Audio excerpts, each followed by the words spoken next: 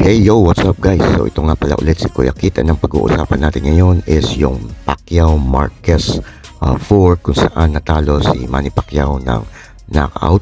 So masakit lang isipin na minsan kapwa pa Pilipino ang nagsasabi na mas magaling daw si Marquez. At talagang nung laban na yon is talagang napatunayan na si Marquez ay mas magaling kumpara kay Manny Pacquiao. Or nalaos daw si Manny Pacquiao nung mga panahon na yon.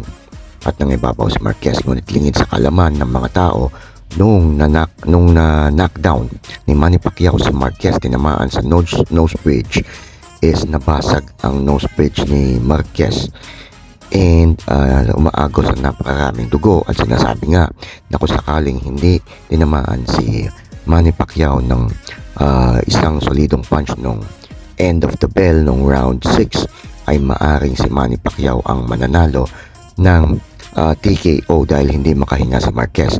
Kung titignan nga sa mga litrato ngayon ni Marquez at i-close up nyo, kitang kita ang opera sa kanyang ilong na maaring dahilan kung bakit ayaw na lumaban ni Marquez matapos ang Pacquiao Marquez 4.